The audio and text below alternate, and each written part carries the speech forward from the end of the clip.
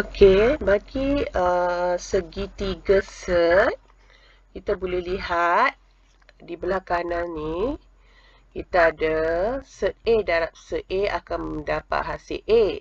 Set A darab set B akan dapat hasil set AB. Manakala set A bahagi set B ialah A per B set A per B. Dan bagi kembangan, hasilnya ialah A kuasa 2 tolak B. So, saya tunjukkan contoh A dahulu. A set 2 darab set 3. Kalau kita tengok, nilai set ni berbeza. So, segitiga yang mematuhinya ialah yang ni lah. Okey, jadi jawapan dia sama dengan, bila ada set, dua-dua set, so kita boleh buat operasi darab. 2 darab 3. Jadi jawapan dia ialah set 6. Okey. Satu lagi contoh B. B lebih kurang sama. Set 3 darab set 5. So, bila dah kita biasa guna dengan segitiga tu, kita tahulah 3 darab 5 ialah set 15. Okey, C. C ni set 3 darab set 3. Okey. Ni nilai setnya sama. So, kita boleh guna yang ni. Segitiga ni.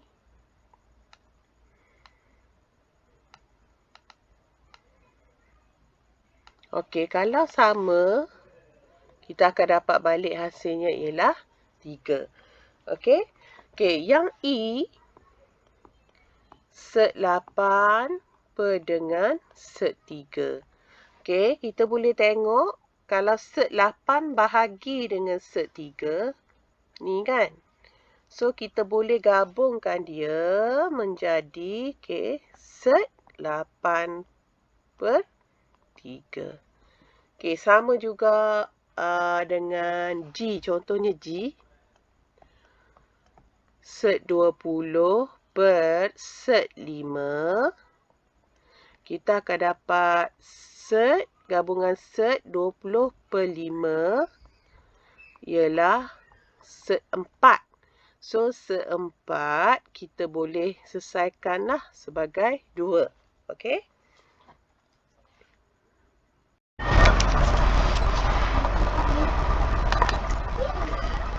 Okey, untuk soalan permudahkan ungkapan algebra berikut. Okey, kita lihat yang A ni. A kuasa 1/3 darab 2A kuasa negatif 1/2. So, kita di belah kanan kita ada 4 kad, iaitu A kuasa M darab A kuasa N, A kuasa M bahagi A kuasa N. So, kalau kita lihat pada dua kad ni, yang mana yang sesuai untuk dijadikan panduan untuk pengiraan seterusnya. Okey, kita lihat yang darab ni. So, kita ambil kad ni, letakkan di bawah soalan. Okey, seterusnya, kita mulakan pengiraan tu. Okey, 1 darab dengan 2 ialah 2. Okey, A ni disebabkan A adalah asas yang sama. Okey, kalau lihat pada kad ni pun, bila asas yang sama, maka M, indeksnya kita perlu tambah. M tambah N. So, di sini A 1/3 tambah negatif 1/2. Okey, bila kita lanjutkan pengiraan kita, kita akan dapat A ialah negatif 1/6. Okey, so kad ini akan jadi panduan macam mana kita nak guna hukum indeks. Okey, lihat pula soalan B. Soalan B melibatkan bahagi. Jadi, kita tulis dulu dalam bentuk bahagi. 4A kuasa 3 bahagi A negatif 3/5. Okey, sekarang kad mana yang sesuai digunakan? Okey, kad ni. So, kita letak di sini.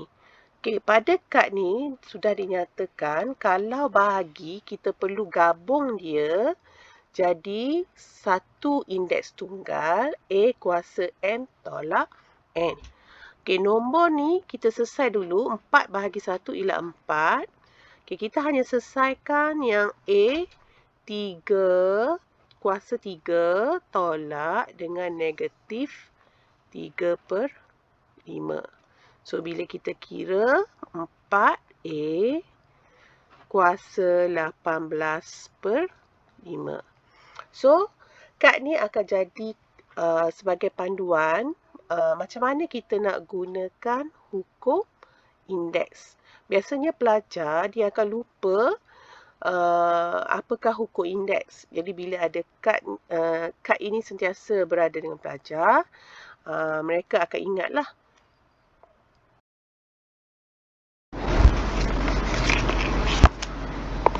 Okey, seterusnya untuk soalan logaritma. Okey, kita ada hukum logaritma. Jadi ada pada paparan ni ada 4 kad segitiga logaritma. Okey, kita tengok soalan yang pertama. Nilaikan setiap yang berikut tanpa menggunakan kalkulator. Okey, kalau kita tengok soalan ni, kita ada log 21 asas 3 tambah log 18 asas 3. Okey, tengok sini ni tambah. Okey, lepas tu tolak log 14 asas 3. Sini tolak, sini tambah kan. So, kita ada 4 pilihan kad.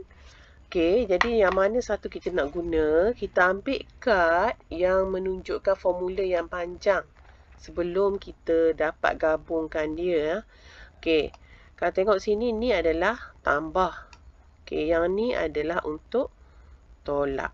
So, kita boleh letak dekat bawah soalan tu sebagai panduan kita untuk buat pengiraan yang seterusnya.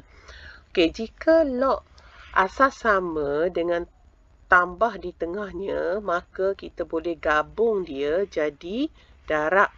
Okey, jadi di sini sama dengan log 21 darab 18. Okey, ni asas 3 di sini ya.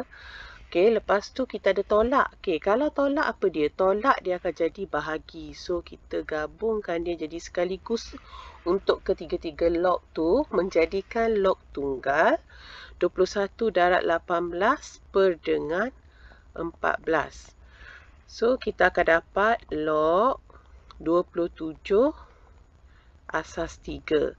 Okey, penukaran seterusnya log 3 kuasa 3. So, okey, bila ada kuasa, kita boleh ke hadapan. So, jawapannya 3. Okey, ni untuk kita gabungkan. Bila diberi banyak log, kita gabung jadi 1. Okey, seterusnya contoh diberi bahawa log 4 asas 7 ialah 0.712 dan log 5 asas 7 ialah 0.827. Okey, kita buat dulu soalan A. Okey, kalau kita tengok soalan A ni adalah log tunggal. Okey, jadi kita tak akan guna dah segitiga di atas ni sebagai panduan. Kita akan guna segitiga di belah kanan saya ni. Okey, kenapa? Sebab di sini kita nampak dia bergabung kan. Okey, bila dah bergabung, kita akan pecahkan dia. Dia macam terbalik lah. Bila ada banyak log, gabung jadi satu. Jika ada satu log, pecah jadi banyak. So, saya tunjuk contoh A. Kita ada log 7, asas 7 di sini. Okey, kita tukarkan pecahan ni jadi pecahan tak wajar. Dia akan jadi 5/4. Okey, per tu ialah bahagi. So, yang mana akan kita gunakan? Segitiga atas atau bawah? Okey, kalau atas untuk darab, yang bawah untuk bahagi. So, kita ambil yang bahagi ni, kita letak di sini. Okey. Ni sebagai panduan kita lah. Kalau kita ada student kita nak guna, okay, kita akan tengok lah. Okay, 5/4. So, kita kena pecah dia. Log 7. Log 5 asas 7. Tolak log 4 asas 7. Okay, jadi sekarang, kita tengok balik pada soalan. Diberi log 5 asas 7 ialah 0.827. tolak 0.712. So, jawapannya ialah 0.115.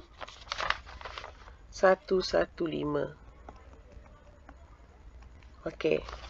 So, ni untuk bahagilah. Kalau saya tunjuk seterusnya yang B.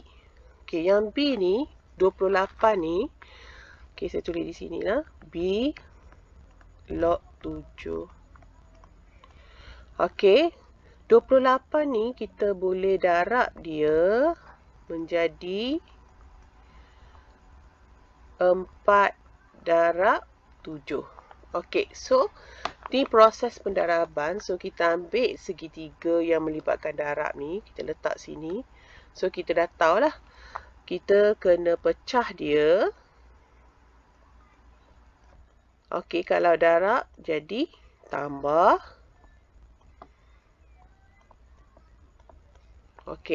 So di sini nilainya sudah diberikan pada soalan di atas. Log 4 asas 7 ialah 0.712 tambah log 7 asas 7 ialah 1.